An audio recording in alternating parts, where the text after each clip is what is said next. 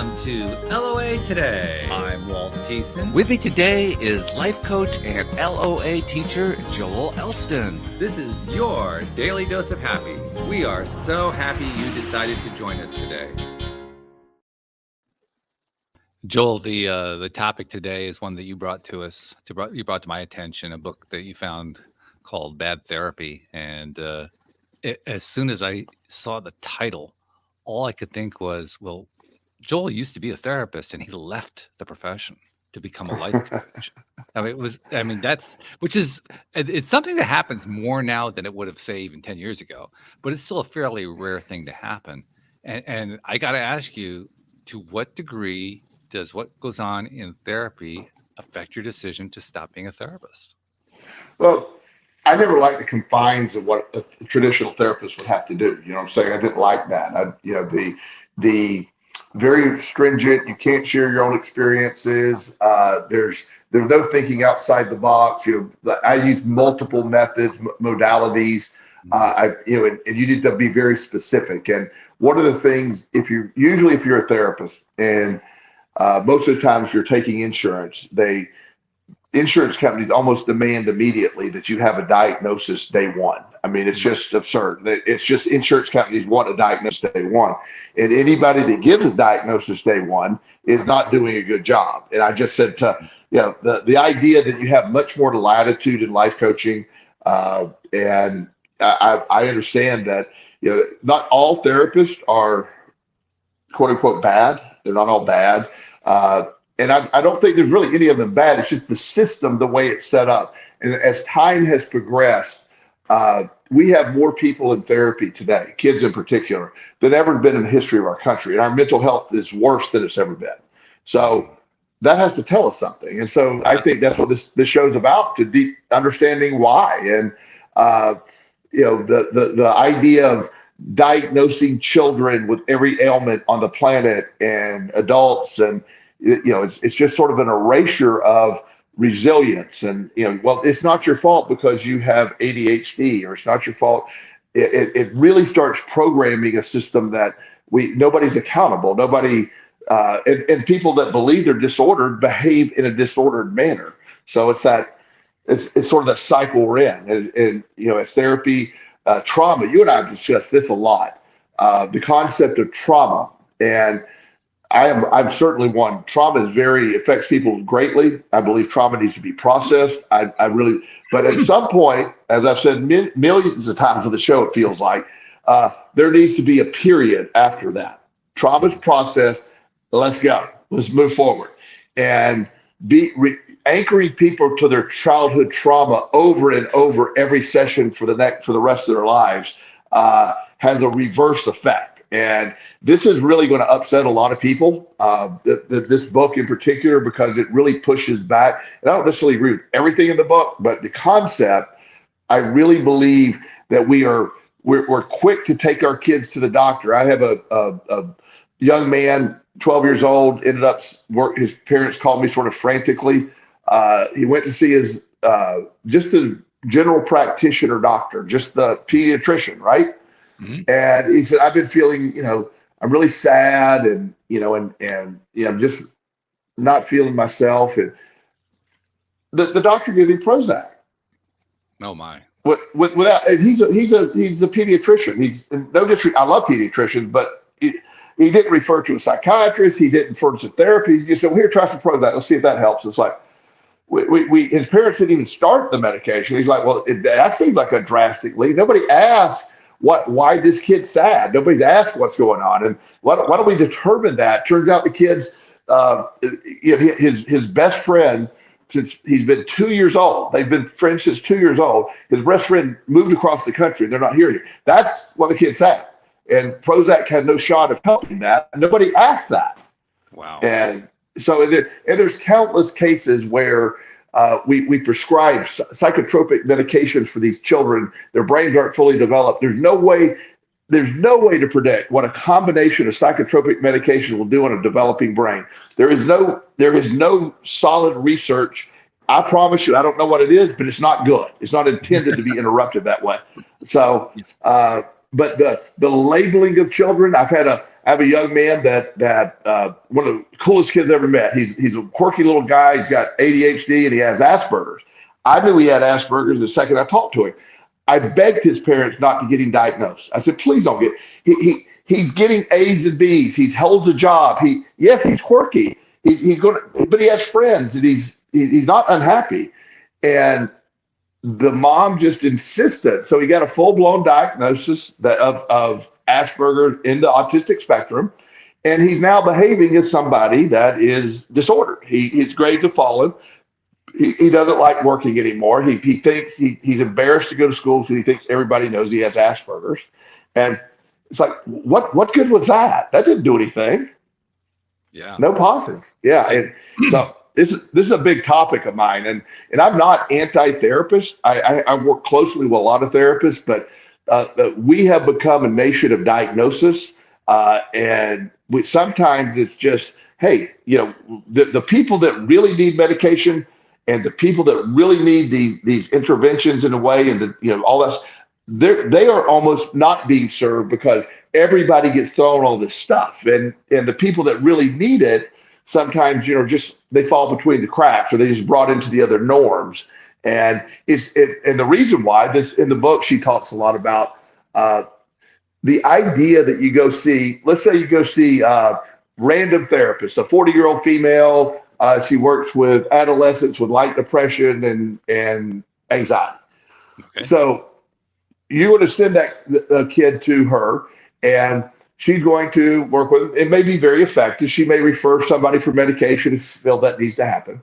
But nobody wants to treat the 16-year-old, fully schizophrenic, delusional client so we don't, those are the ones everybody's scared of. So nobody wants to treat them. So they end up getting stuck with the local mental health crisis centers, and again, usually not the best care. They're the ones that end up on 15 or 20. So the people that are sort of easy, the upper middle class families who are going to pay every session, and the kid's not going to jump up and try to stab them or kill them, or it's just there's a tendency that the people that really need good therapy don't get it, and the people that don't need good therapy or don't need therapy end up getting therapy, and often it's bad therapy.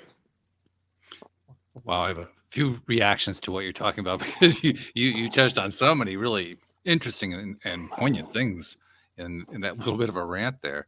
One of the things that jumps out at me is the idea that the kids, particularly from what you were describing as the well-off families, their physicians or therapists or whoever it is that we're talking about, it sounds like they're diagnosing in search of a condition.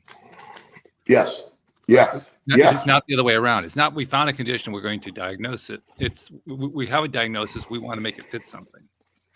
Well, and that's sort of the point. So you take your child, say the school guidance counselor, which is a whole nother topic. The school guidance counselors are often awful. They get in the middle of stuff. They don't know what they're doing. They get intrusive. I'm not saying everyone. But the school guidance counselors, they tend to overstep their boundaries. So they'll say to a mom, well, maybe they need to go see a therapist. So they go see a therapist. When you go see a therapist, what do you think their first thing to do? They're obviously searching for a diagnosis. Why are you here? Years ago, I was doing trainings for people working with alcoholics. And I had a case, one of the cases, I would have them diagnose various things using different cases. So I had an actor, just a kid from college, so he played the role. He went in, we asked him questions about he said, I don't know if I'm an alcoholic or not. So everybody, the team started asking him the questions. You drink more than you planned? He goes, maybe once or twice in college, but not really. Not anyone, everybody at the end, when I asked, what's your diagnosis? What would you recommend? Not one person said, maybe he's not an alcoholic. No, nobody, and he wasn't by the criteria I had him discuss. He wasn't, but yet he appeared there searching for a diagnosis, or what should I do with my alcohol? I'm checking myself out. Those were things that just wait a minute, what are we doing with that? So that's when you go see a therapist, and especially, this isn't anti-parent either, but parents are going to bring something to the table. The therapist knows that they're getting paid. They're looking for an answer. I've had parents get mad when, this is several years ago. I had a lady send her son to me, and he's 20 years old in college. She said, I think he's horribly depressed, and I think he's an alcoholic. And I said, okay. So I talked to him, and I'm like, normal college kid. He drinks some, but nothing outrageous. And he's not reporting any depression. He's playing on the basketball team. He holds a job, and he has a 3.6 grade point average. What? That's not a sign of depression. And so I told him, I said, there's nothing wrong with you. I said, and he said, well, my biological dad was an addict, and he suicidal, and he killed himself one day over depression. So my mom keeps seeing my dad and me. So I did say this. I didn't really mean him to report it to the mom this way. I didn't really care, but I said, your mom's overreacting. You're fine. So he called his mom. Said, yeah, Joel says you're overreacting. And she was furious. I said, I did say that, and you are. I didn't mean it to be disrespectful. I understand the origins, but you are overreacting. You are filtering for your son to be the same thing your ex-husband was. That's what you're filtering. So you're seeing that behavior, so you're assigning that. She ended up getting him to 2 or 3 different therapists. And they all worked with, and they all came to the same conclusion after time. He's not really, he's fine. And, the guy later came back to me asking if I'd work with him, not for those issues, but just some performance stuff. He's getting graduate degree. And he said, yeah, she kept it. She finally gave up after the 3rd therapist said, no, there's not a problem here. And she said, you told me that the first day. And, he said, that's why I want to come work with you, because you weren't searching for the diagnosis.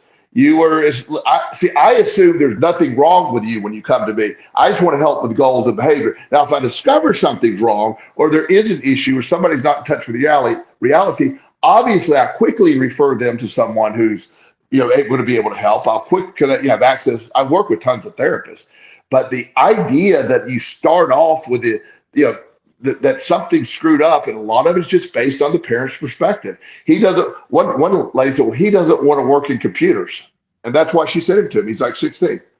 I go, so I met with him. A great kid, again, really more of an athlete than a computer kid. And so I said, yeah. I said, why are you here? And he goes, I don't know. I said, well, your mom says you don't want to work in computers. He goes, well, she's right. And I said, I agree with you. You don't. So I said, my diagnosis is he doesn't want to work in computers. So there's nothing wrong with it. You have to accept he's 16. He's going to make his own choice on those things. And yeah. A lot of times, those therapists, the ones who confirmed what you said, kudos to them, because they didn't fall into the diagnosis trap.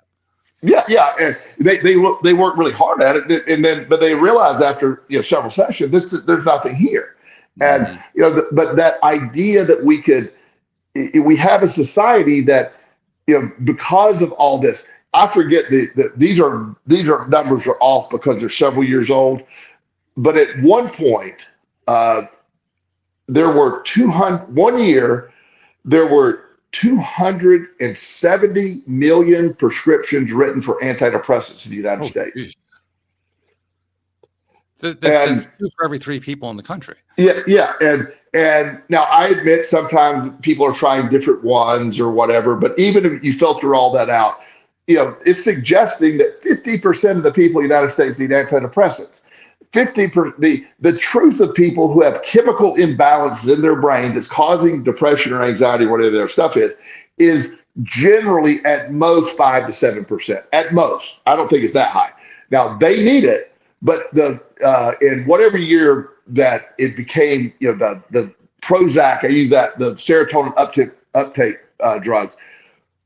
Once they realized there was a connection, psychiatrists quit being talking therapists, they became prescribers. And then that left therapists to do the talking and doctors to do prescribing, because pharmaceutical companies love the idea that this whole new venture was built, whole new revenue stream for antidepressants.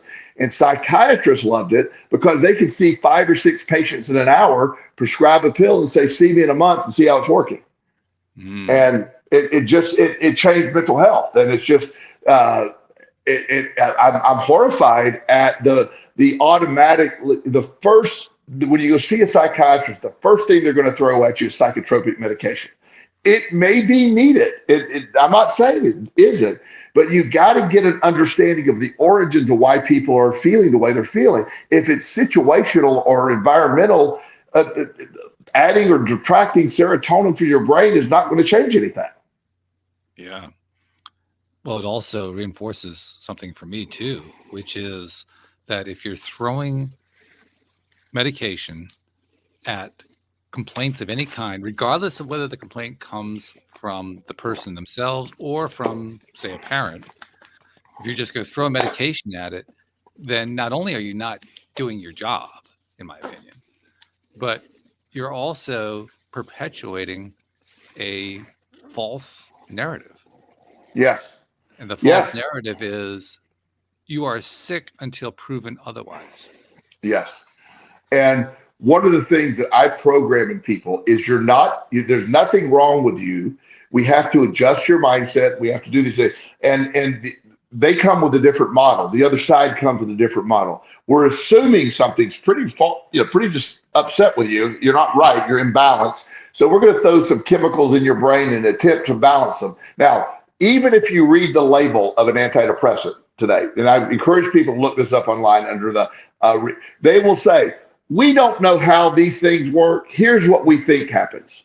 It literally says that. It says that on the label. We're saying this happened. We don't have any real proof, but here's what we're going with because it does do this, and that's what it's sort of like trying to make a correlation. It's just yeah, there we go. So we're going to raise some serotonin. If your mother dies and you're 12 years old and you're depressed, that is not a lack of serotonin at all. That is your mother died, and you should be depressed, and you need to deal with that. Not medicate away from it, not mess with your developing brain, not doing all that stuff. And so the labels and I have so many people like the young man with Asperger's. Yes, he has Asperger's, but so does some of the wealthiest men in the world have Asperger's and ADHD. It isn't a disability; it's just an understanding of why you're a little quirky and awkward. Most Asperger people are super intelligent, very productive people. It's just they're socially awkward often. They don't understand, normal body language and cues sometimes, but you can learn those things. But yet all of a sudden, then they randomly, I never understood this. Asperger's was a standalone diagnosis many years ago. And then someone said, "Hey, let's throw that on the autistic spectrum." It's like, oh, okay, well, that's random.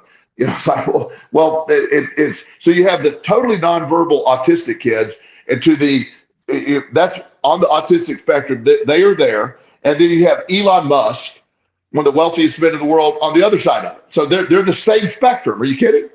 And he doesn't actually have any trouble talking. No, he can't shut up. I mean, that's that's his problem. but you get my point. I mean, and he's obviously a genius, whether you like the guy or not. He's obviously very smart. Yeah, and so Bill Gates allegedly has that as well. He's done well for himself. I mean, not too bad. Yeah, he's hanging in there. But when you do this, and I'm really passionate about this topic, other than some of my other topics, this is right up there. But so when I read this book, the effects of this changes society right now. There's labels.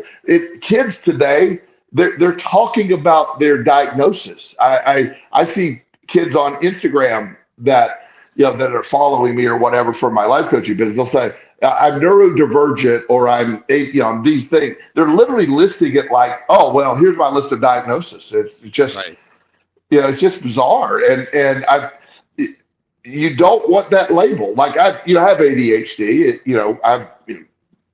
I have learned to use my ADHD to my advantage. I would not go to a neurotypical brain if you gave me the choice. I wouldn't. Yes, it's a shit show up there half the time, but it's so fun. I'm so productive.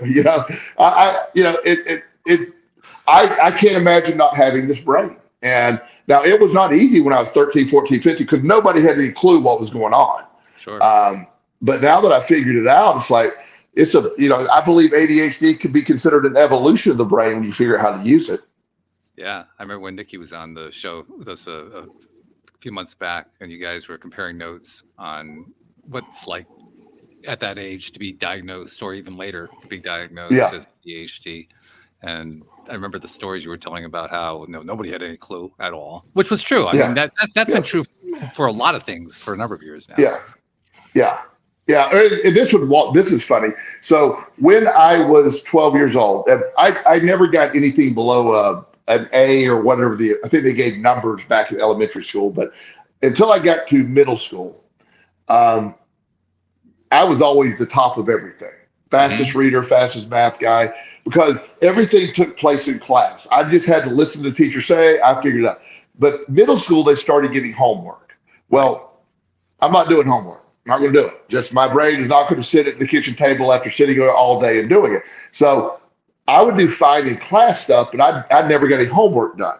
So, I had been, really good. So everybody's trying to figure out what happened from elementary school to middle school for Joel. So there's a very nice little therapist. She was a very short lady. I remember this. So I'm embarrassed that I had to go see a therapist anyway when I was 12. Again, in middle school, the goal is to be in the middle. You don't want to be outlier. So therapist was not. I was very embarrassed by that. It's called middle school for a reason. Yes. Exactly. That's why they named it that way, I believe. Middle school, you just want to be in the middle. You don't want to be on either side. In the middle, So I go see this lady. She gives me a battery of tests. I knocked every test out of the park. She's like, oh my gosh, this is fantastic. You're so smart. And she gave me all this accolades. So afterwards, the lady at that age, somebody had come up with it was brand new. Dyslexia was the diagnosis then. It was so she immediately after knowing that, she said, well, he's really smart, but he has dyslexia. He mixes up his letters. And so I said, okay, well, that might be it. So let me read. So I read the diagnostic criteria for dyslexia. And I said, no, that's not it. That's not it. It is. You're in denial. And I told my mom, I said, Mom, I don't have dyslexia. So they go see the school. They said, we're going to give you this, that, whatever accommodation. I said, I don't have dyslexia. And of course, everybody said, you're just fighting the diagnosis. You don't have dyslexia. You have dyslexia. And I just said, okay, I got dyslexia. Whatever, doesn't matter. That has nothing to do. I read the diagnostic criteria. It had nothing to do with me not being able to focus for a long period of time on crap I don't like. Me reading literature, old English literature and stuff, and I can't, to this day, I can't sit down and read something obnoxiously boring like that. I can't, but I could spend 7 hours on a deep dive reading about neuroscience and quantum theory. I mean, I can go deep with that. I would get a doctorate in metaphysics over this stuff. It's just, so the stuff I'm into, I got as much as I need on the silliness, as in my opinion, the silliness. I don't really care about what happened in Egypt in 402. It doesn't matter. Care less. Maybe it happened, maybe it didn't. I don't care. But today is, once I realized what ADHD was, I was like, oh, okay. And so I was basically, I sort of bought into it. And so by the time I was in high school, the teachers were like, he's just lazy and unmotivated. He's smart, but he's lazy and unmotivated. And of course, I don't want to do any of the dyslexia training because, that I don't have dyslexia. So that was pretty common. So I didn't want to do that. And so my parents and I had battles. Now I was still able to get out of high school. But I performed way under my ability. I was in fact, I had a class in my senior year. It was called Problems of American Democracy. It was mandatory for all seniors. Okay. And I couldn't graduate without it. So I'd fallen between the cracks. I hadn't done any work, very minimal work. And so I had an F, and they realized about 3 weeks before graduation, I have an F. And they're like, Joel, you're going to fail and you can't graduate. And I had to get a 95 on my final to get it up to a passing grade. So I just grabbed the book, sat down, studied, got 100. And they were like, well, why didn't you do it all year? Because I didn't care. It didn't matter, but it mattered now. I didn't want to get out of high school. And so I was able to do it. I just didn't care, but not because I didn't care. It's just I'd spent years told I was lazy and didn't care. So I became lazy and I didn't care. So when you label people that's what gets me. That's why I'm so much about what you call yourself. I correct, my clients all the time. I don't let them talk negatively about themselves. Your inner dialogue is so important. And when you start believing these crazy diagnoses, you act that way. We become over-diagnosed by far. And sometimes, I literally had to go to an IEP meeting for a plan for students in school for accommodations and stuff like that. And they're trying to make this little 6-year-old guy start taking Ritalin. And, I'm like, we can't do this to his brain. He goes, but he can't sit still. And I go, he sits. He's not intended to sit still for 45 minutes. His job is to get up and touch things, and discover, and go run around in circles and put Play-Doh up his nose. That's his job. He's supposed to do that. And so, let him do his work here. We need some of that. He's supposed to go fall in the mud, fall out of a tree. That's what he's supposed to be doing. We'll teach him how to read. We'll teach him how to add, and then we'll go throw mud balls at each other. That's what he's supposed to be doing. But, and his parents didn't let him take it. But, I don't know how many kids get put on that, especially, again, middle class, upper middle class, and wealthy family. They think, okay, we got plenty of money, so we're going to constantly do that. I find it interesting that families that can't afford all that stuff probably end up with better performing kids because they weren't stuffing, stimulants in their brain when they're 6 years old. Right. Yeah. It occurs to me that a lot of what we're talking about here is asking people to respond to externalities. And what I mean by that is it's probably easily described this way. I want you to be a certain way. Therefore, you should respond to what I want. It's a common thing that for parents. Teachers often have that attitude. Sure. It happens a lot with kids from just about every important adult in their lives. Not every adult, but a lot of adults engage in that. And they engage in it largely because that's what they experience, not just as kids, but they experience it as grown-ups. So we have a society that is demonstrating on a regular basis that what's really important in their view is external influences. Yes. Those external influences should govern our lives. That's basically what it amounts to. And the reason I find that to be so fascinating is we are also encountering in our society a tremendous level of disconnect going on. And the disconnect is increasing. It's particularly pronounced among 30 and unders. The level of disconnect, people often blame it on social media. Social media is just a symptom of it. Sure. But the disconnect that under 30s often have with each other, with other people, and so forth. I really think a lot of it has to do with the fact that we think in terms of external influences. The external influences are the cause. We just have to identify what the right external influence is, treat it, solve it, throw a drug at it, whatever it takes, and everything will be better. And we say that as a society against all the evidence. Yes. I mean, you were talking earlier about how there are doctors who are giving out these prescriptions without having any idea. Even the drug makers themselves don't even know what the thing's going to do. And the first thought that went through my mind was, what happened to science? If somebody who is a non-licensed doctor were to do the same thing, the doctors would be all over them for pushing pseudoscience, and the critics would be all over them. But where are the critics when it comes to the doctors engaging in the same behavior? They're non-existent. Why? Because the whole society is oriented toward it's got to be an external cause. It can't be anything internal. It's got to be external. Yeah, and that I view every client that walks in my door as a puzzle.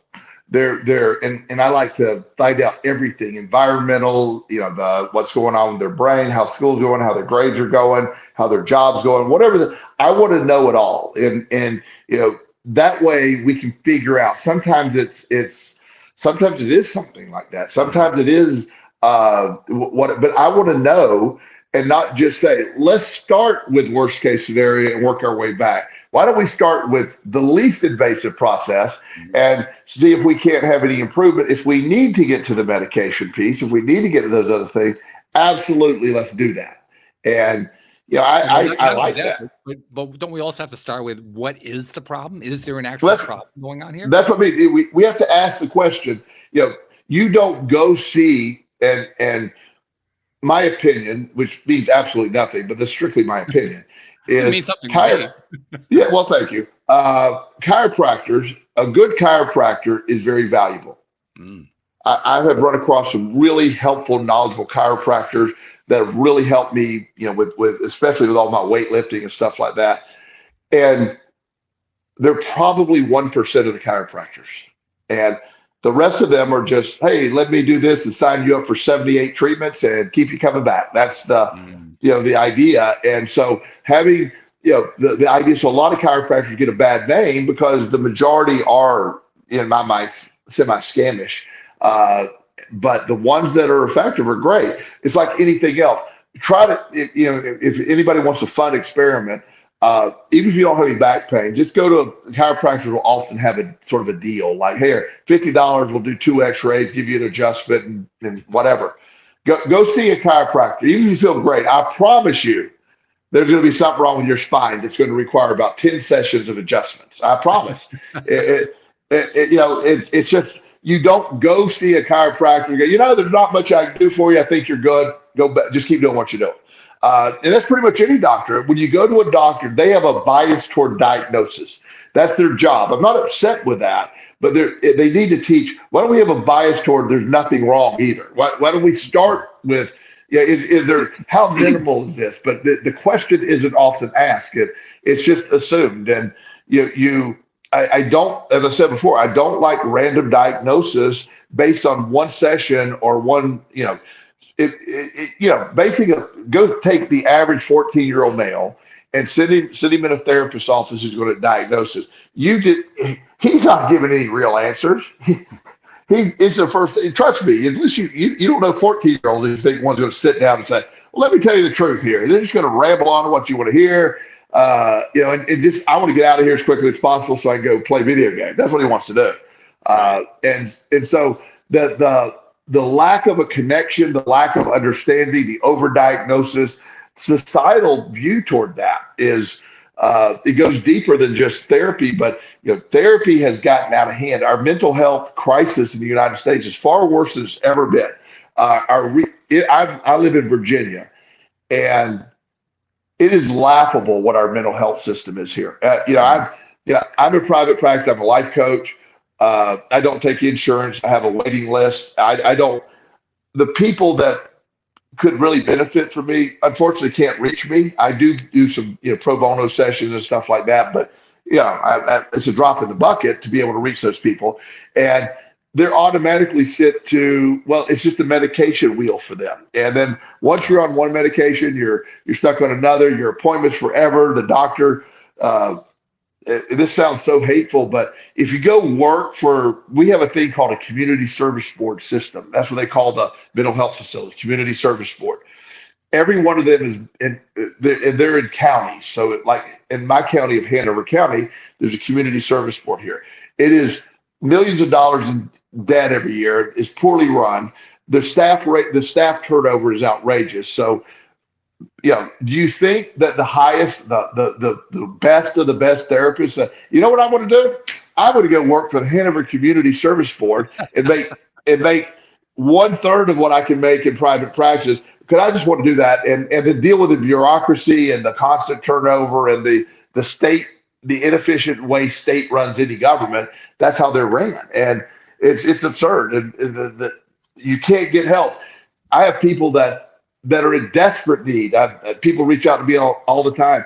There's just no resources available. We have a state representative, I believe. I forget his name. I think his last name was Deeds, D-E-D-S. Several years ago, he was constantly trying to get his son into rehab, or not rehab per se, and a lot of mental issues. Creed Deeds is, I think, his name. And his son was severely mentally disordered.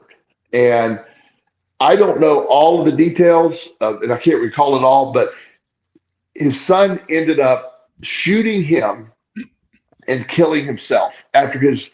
So this guy, after he recovered, has fought super hard to improve the mental health system. He's done some good. Like if he got all the mental health beds connected. So if you need a bed in an emergency, he can check the entire state and see where you want to go. We're a long way from it being good, but the system is so sad. And then you combine, the what I call lazy therapy, bad therapy, the reinforcing of victimhood. You have to stand on that. It's just such a ridiculous cycle, and it's so disheartening to watch, because I believe everybody, no matter where you're at, there's an improvement. There's a reason for you to be here, and it gets lost when you instead of the who am I being what do I like to do, what am I good at, what am I going to pursue, who am I becomes here are my disorders, here's the things that are wrong with me. People introduce themselves with, "Hey, I'm so and so. I'm schizophrenic." It's like, what? I'm remembering when you first brought this topic up to me last week. I remember now one of the things I wanted to make sure we talk about. I want to bring that in right now because we've talked a lot, both you and I and my other co-hosts and I, over the last few months. We've talked about a lot of health-related issues, whether it be medical health, mental health, all the different ways that health is tied into our lives.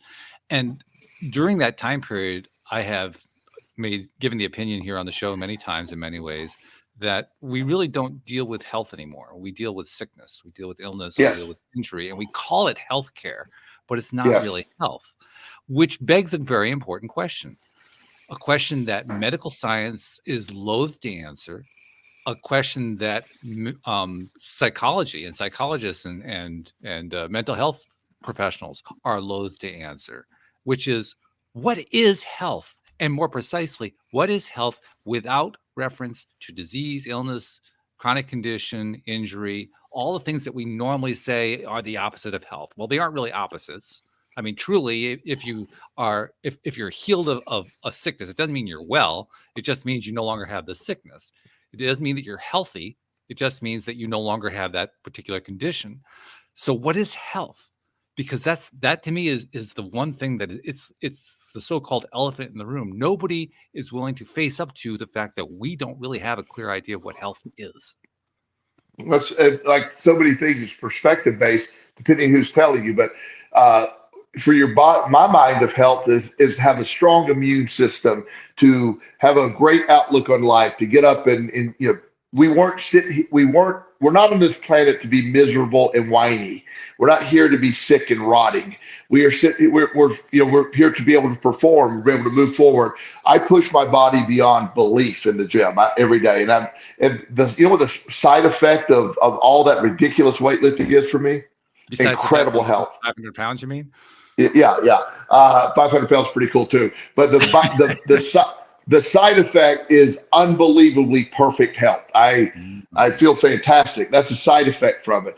I maintain a really intense schedule. I love my job. That's health to me. Health is when you're here and you're living life. You're feeling it. I've always told you, there's nobody that doesn't want to die more than me, and there's nobody more prepared to die than me. I'm just, when it happens, it happens. But until then, my foot's on the gas. I'm feeling good. And Right. at last, a week or two ago, I had laryngitis, allergies and my colds and stuff. Yeah, I dealt with that. I quickly recovered. Didn't miss a day in the gym. All that stuff is what I believe in. Health is your perspective dictates that. When you believe Abraham Hicks, law of attraction in general, you're about as healthy as you believe you are, and your body will respond to that health. And I have never let off the gas from my weightlifting. I've always been doing it. So my body hasn't realized you're really old yet. It hasn't. Nobody's told my body. I don't want anybody to tell my body that, okay? Because you're really old now, Joel. But your body, it doesn't. All it's saying is this idiot is in the gym again today. We got to rise to that occasion. My brain is functioning. I promise you, it's functioning better today than it did when I was 30 years old. And that's health, Walt. That's mental health, that's physical health, that's spiritual health. All that stuff's combined. But I don't speak in health of sickness. I speak in health about quality, how you feel, and ability to recover. I've damaged my shoulders. I've damaged my knees. They always recover. I've had a chronic shoulder issue for a long time. I never stopped lifting weights. So one of the things that I went to the orthopedic guy not too terribly long. I don't know if I shared this with you. And I said, yeah, it's been bothering me a little bit more. And I said, I'm thinking I might need some surgery to repair that rotator cuff. And he goes, Joel, you no longer have a rotator cuff. It's gone. He said, there's nothing. So your body has adapted. The other muscles, your deltoid muscle, has worked around that. Your arm and shoulder is operating without a rotator cuff. And it just figured out how to work around. He said it happens very rarely, but I guess 50 years of lifting weights, it tends to happen that way, But I'm still strong and still do all that. It's like, yeah, it does ache occasionally, but now that I know there's no rotator cuff, I said, okay. He said, just go as hard as you can, as long as you want. And then one day you might need shoulder replacement. I said, I agree. Let's do it.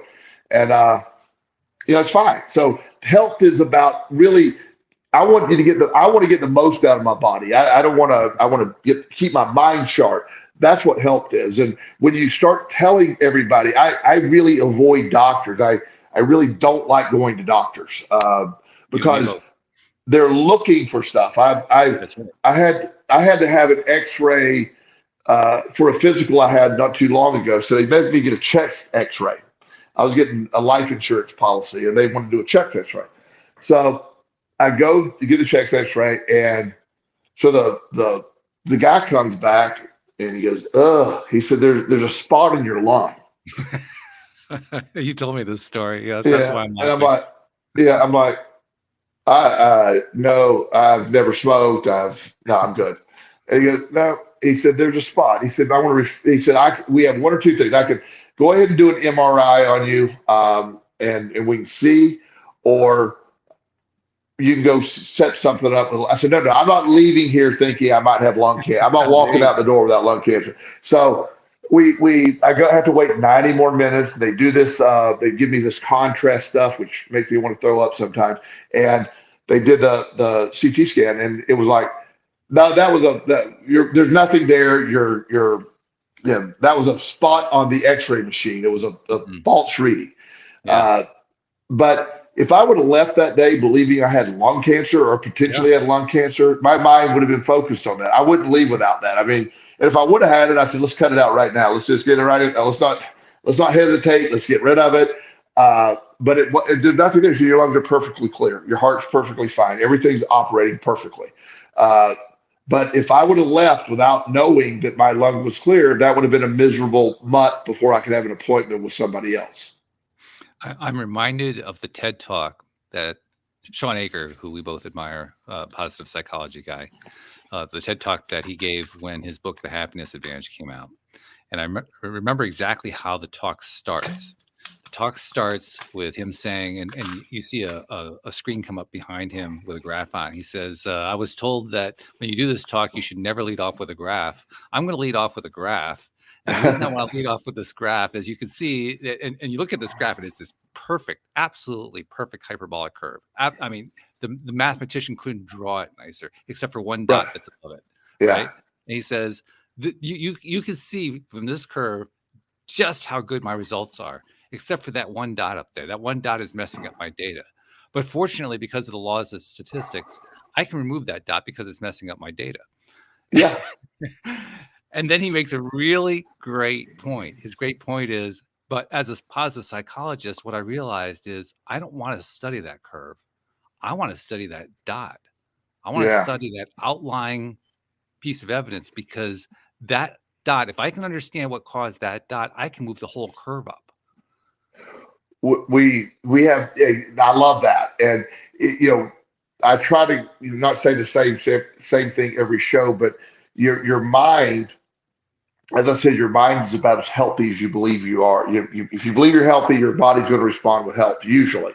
And even if you're ill, if you believe you're going to get well, you're going to get well. Surgeons will, while dismissing the idea that your mindset has anything to do with it, they'll simultaneously agree that people that are positive, believe you're going to recover faster, universally recover faster. They'll tell you that, but they'll dismiss it later. So, the when we believe something, when we accept it, Roger Bannister breaking the 4-minute mile, it was broken multiple times in a few months of him breaking it. Now, because he set the bar, and now it became, instead of impossible, it was doable. So there's so much of that that's missed with traditional medicine. They're looking for, like my blood work. When I'm forced to do blood work, and I hate it every time. Your liver enzymes excreted, they're called, the initials are ALT and AST. These are enzymes that exist in your liver, and when your liver's injured or damaged, it spills these enzymes out in greater quantities. So every time I get my blood drawn, they want to say, oh, there's something wrong with your liver because it's slightly elevated these enzymes. I have to actually sometimes get the doctor to Google it, because you know what also does that is heavy duty weight training that damages the muscle, which also contains AST and ALT. And so it raises that. So I do not have a damaged liver. I just got done working out 2 hours ago. So, and so the doctor actually said to me, the last time we did, he said, well, then I need you to quit lifting weights for 3 days and then let me test it over. And I said, or I will counter with, no, I won't, and I'll just keep lifting weights, and you have a good day. I know it's not wrong. And the range, the range, I think the high range was 40, and I was 42. Even that case, it was just too over. Even if I wasn't lifting, I'm not going to mess with that. People can have a 700 AST or something, then it's a problem. But 42 from 40, it doesn't matter. But yet, the idea that across the board, they wanted to run a bunch of tests and scan my liver and do all this other silly stuff. And it's like, no, we're not doing that. We're not doing that. Makes no sense. By the way, the reason I brought up the whole thing about the outlier, the dot that was above Sean Akers' curve, it was all fake data, by the way. He even said so. This chart measures nothing real. But he was illustrating something. He was illustrating the point that he would rather know what causes the outlier. I keep asking myself, if medical science and mental health science pursued the idea of the positive outlier instead of the negative outlier. In other words, if they pursued health rather than screening for illness, how much different would it be? I mean, in my mind, it would be massively different. It would be a completely different set of disciplines. Because of what you're saying, a large percentage, I don't know the percentage, but what I'm saying is a large percentage of our population, particularly in the elderly, are very susceptible to being, all these things are wrong. Let's get on a bunch of medicines. Nobody's ever looking at the other side. Why aren't you looking at the ones that aren't on any medication? Why aren't what does this one do that you don't do? One of the things that, type 2 diabetes is not the diabetes you're born with. Your type 2 diabetes means you have a normal pancreas that's releasing insulin normally. And then usually, sometimes there's other reasons, but usually due to overeating, inactivity, and a lot of things, your body fat, it decreases your insulin sensitivity, and it simply can't, the insulin itself isn't producing enough to lower your blood sugar. So you often will need a drug like metformin or one of these other glucose distributors, get rid of glucose. But what's seldom mentioned, and doctors don't like it, would say type 2 diabetes is not really anything but a lifestyle. When you change that lifestyle, it is reversible. I've seen hundreds of people reverse it, but yet in fact, some doctors will argue with me that's not reversible. And as always, there are conditions and cases that are not reversible. It's we're individual. But the masses that eat too much, and fatty liver is when if you get fat inside your organs, and the fat gets inside the liver, and it causes insulin sensitivity to decrease, and that it's really important that your insulin is really effective. So losing fat, cutting back on sugar, increasing exercise, increasing your omega-3. There's like about 5 or 6 things you can do, and if you stick to it, you will defeat type 2 diabetes. That is not in the literature. But metformin, which is a good drug, but it's also like, why don't we just try to stop it first before we get on a drug? But no, it's not the first line. That's let's screen for negative effects. That's the philosophy that drives the medical industry, that drives the mental health industry. Let's screen for negative effects. And I keep asking myself, why aren't you screening for positive effects? Why aren't you screening for above and beyond what you would expect? Because if you can screen for that, then you can teach other people how to get there. We don't ever try to teach people how to get to a better place. We teach them how to get to a worse. But how is that profitable, Walt? To whom? To the doctor. Profitable to the psychologist or to the medical doctor, but it's very profitable to the patient. But okay, I agree. But who are you going to go see? What you know how much debt an average doctor has graduating medical school? About $500,000. About $500,000. You know how much their malpractice insurance is a year? Oh, great. Depending on, it could be $1 million a year. So imagine having $1 million a year, and just malpractice, especially in certain fields. And having $500,000 in debt you have to pay off over however long your student loans paid off. I don't need people to be well, Walt. I need some sick people. I got some bills to pay here, and that's precisely the problem, because that basically indicates that medical care today is not about health. It isn't. So I object strongly to it being called healthcare. I mean, if the whole goal is to make sure that the doctor can pay for all that medical school by having sick patients, let's call it what is. It's sick care. It's illness care. Let's be honest. And it is. And so the Western medicine model of treating symptoms is opposed to the Eastern model of treating causes and the underlying causes. Also, disclaimer here in the middle, we're blasting doctors right now. So there's some really quality doctors. Myself, I'm blasting medical field as a whole. But I know some really good doctors. I know some very sincere people that think like I do. So this isn't across the board. I'm just simply saying I agree with your concept. Our way of doing medicine. Then you throw into account the ridiculous insurance system we have in place. It's just randomly choosing what you pay for. It's just all these things. I'm just sitting back laughing at the battles that I will have with insurance companies. They were stupid things, minor things.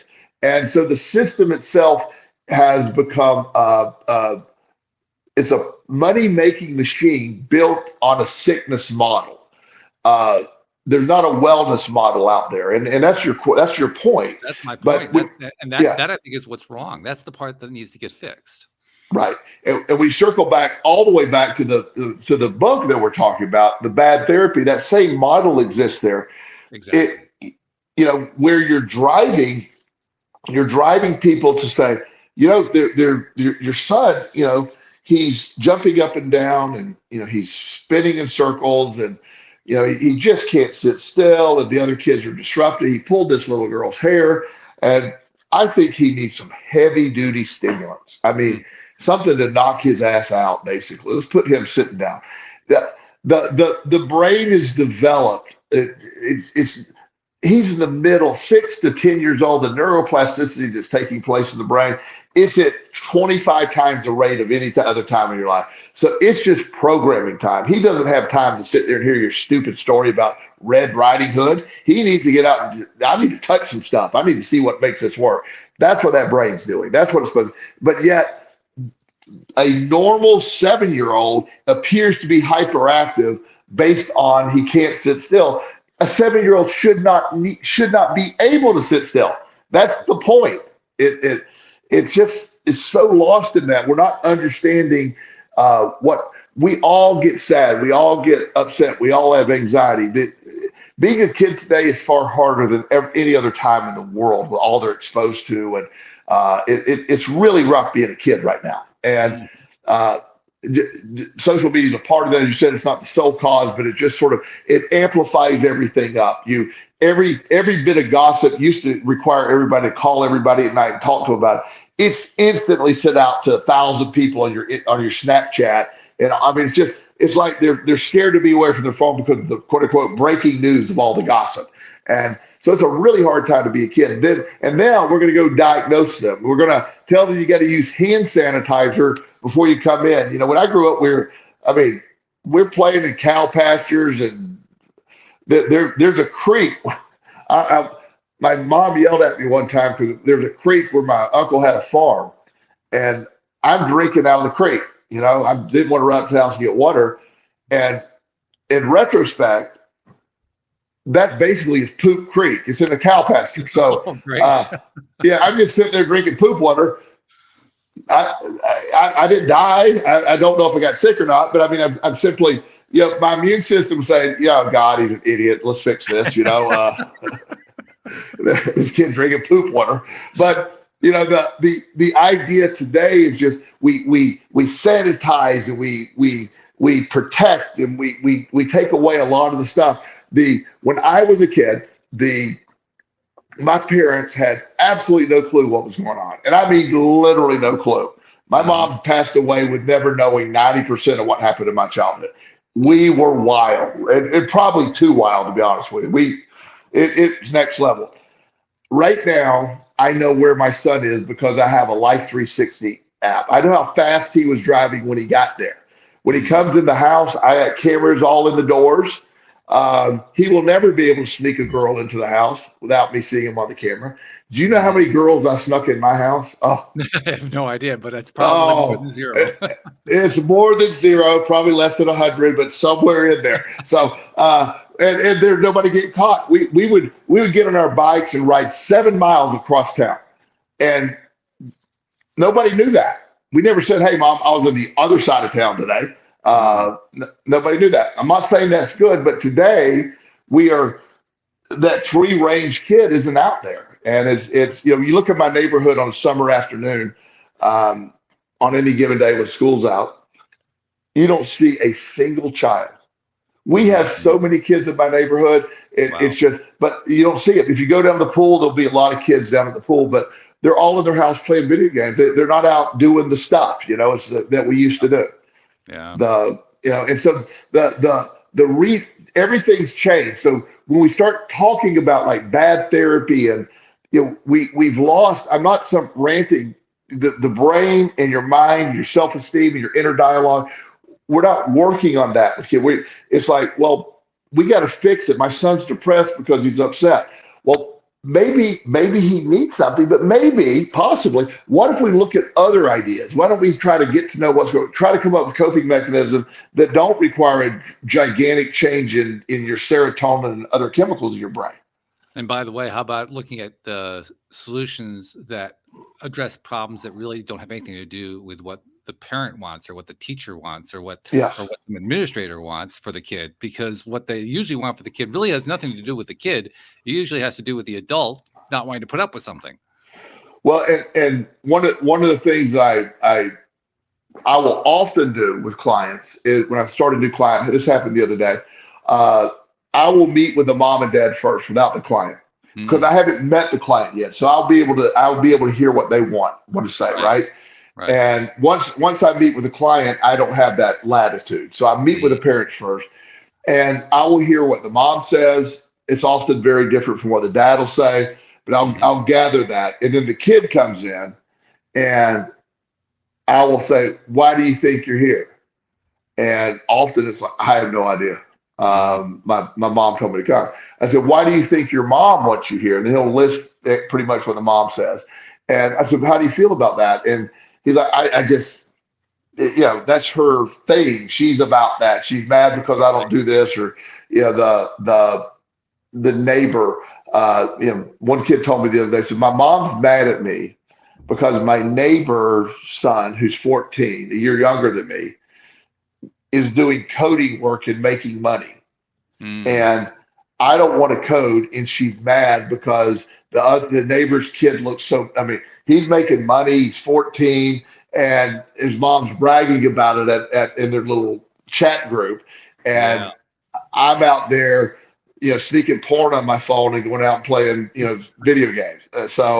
He said, she can't post that. I'm like, yeah, well, I get it. But and he was being facetious. He's a really good kid, but it wasn't matching what mom thought he should be doing.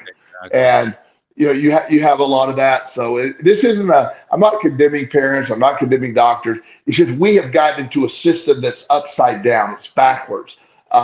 We're not the idea that working on internal dialogue, understanding struggle is growth. Not everything that bad things are going to happen. And part of childhood and young adulthood, and even to middle age and old age, is learning to navigate when things happen. There's not a magical pill. When my son died, I found out on a Saturday morning at 6 a.m. my son had died the night before. My coping mechanism was what it has been for many years. After a couple hours of intensive emotional distress, I knew I had to go to the gym. I worked out for a couple hours at the gym. My friends, a lot of my friends who are doctors, the news was trickling out. I had one of my best friends who's passed away, Dr. Master, said, do you want, I will drive you some Valium over or some Xanax. He said, I don't ever prescribe them, but if you need a few days, I'll do that. And I said, I appreciate you willing to do that, but I need to feel this. I need to feel it. I'm going to be fine. I don't want to medicate. I love my son, and my reaction is what a reaction will be when a parent loses a child. I'll eventually be fine, and I don't want to medicate from it. And that was important to me. I knew that because I knew everything I've been through before made me who I am today. So while horrifying to go through the death of a child, I knew I needed to feel that completely.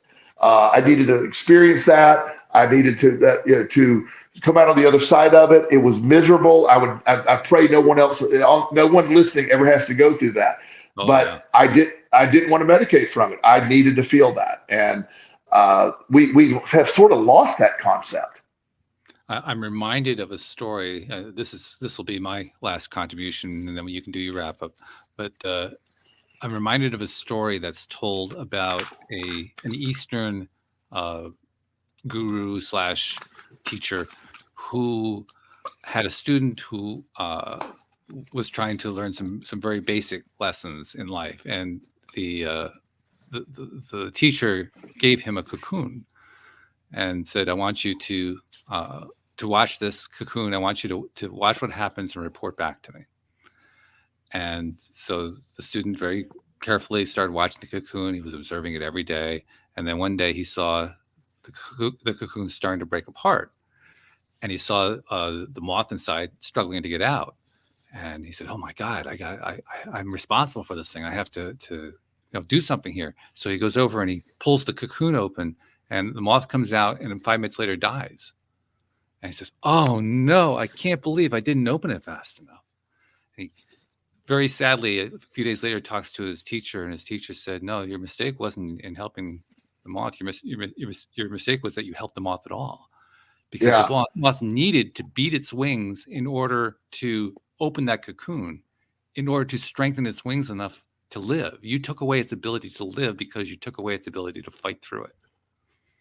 I love that analogy. There's another analogy, and I don't know who this author is. And it's been a long time since I read the book, but one therapist, psychologist, whoever, was doing a study on children who were born vaginally and children that were born with a C-section. Okay. The vaginal children had this, that isn't a pretty sight if you've ever seen that. It's not real pretty.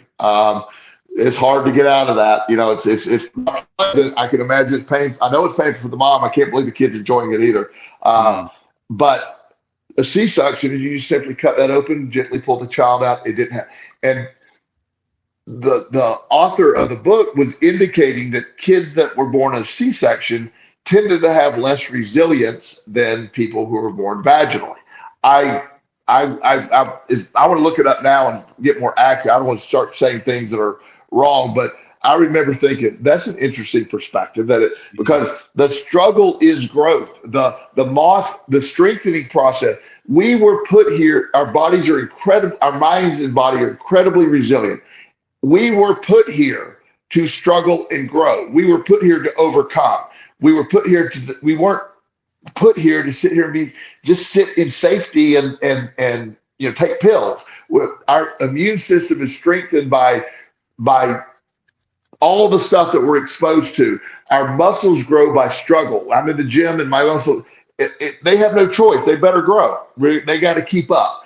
I don't lose muscle mass at the rate that most people my age lose, but I don't allow it to happen.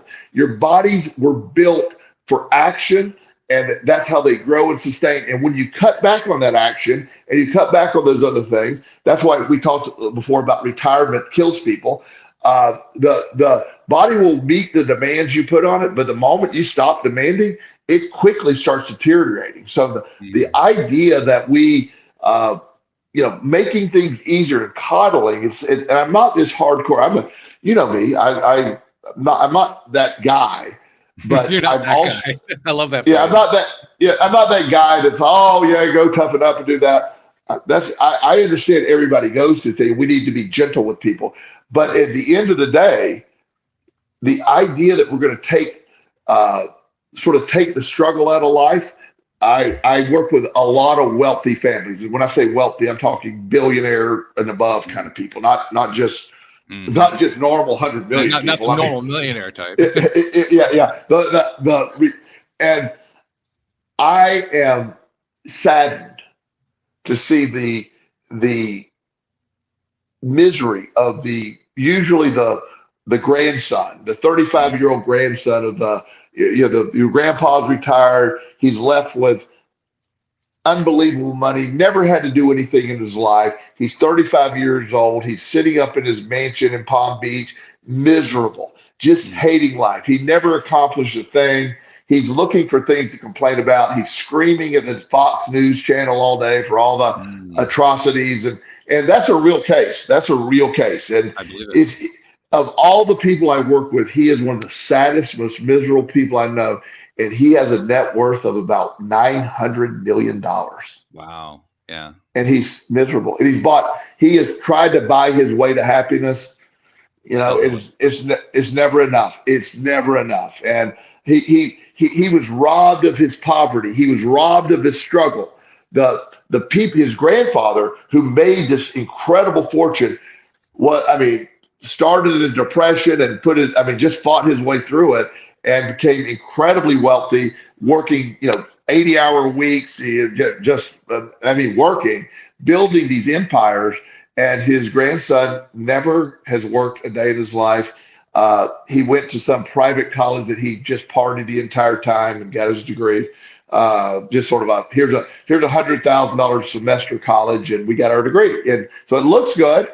And he's on the board of directors of some company. He doesn't do anything. He just doesn't show up for the meetings, but he gets a chunk of money for doing that. He has nothing. It's one of the saddest people I ever met. That's really something. Yeah, quite the proverbial tale right there. Not the happiest. We normally like to finish the episode on an upswing. That's not really an upswing. Sorry for that. It's an important point to remember. I think we'll treat it that way as the outgoing, which is struggle isn't necessarily a bad thing. It can be a very good thing. It's just it's really a question of perspective. What are you thinking about it? And we'll turn the curve back up here. I am so grateful, and I've had a few struggles in my life. I could not be happier with my life today. I had the perfect life for me. And I owe it to the struggle, and it wasn't a bad thing. At the time, it was pretty bad, it seemed like, but I wouldn't be the man I am today without the struggle, all of it from my childhood on. So I feel grateful for the struggle. I feel grateful for the trauma because of the lessons it taught me. And I believe anyone can obtain that, but so much of it is perspective-based. Yeah, it really is, no doubt about it. Well, you were right. This is a perfect topic for us. And I don't know that we'll have solved anything for most people, but maybe we got a few people to think about things differently. That I hope so. Maybe we change. Maybe this is like the beginning of changing the way we think about what the role of therapy should be in society, rather than just assuming it has to be there to solve everything. Well, and also knowing that, the conclusions we can draw sometimes are often influenced by the people who are conducting studies or doing things, a lot of their perspectives sometimes. So lost, and we have become a nation where, it's like, okay, you got to be really careful about what you say, and you got to coddle. And that pendulum has swung a little too far, I think. Yeah. Well, the nice thing about pendulums, they always swing back. Swing back. That's it, buddy. That's it. Yes, absolutely. Well, thank you much. Thank you to our podcast listeners everywhere. We'll see you all next time here on LOA Today. Goodbye, everybody.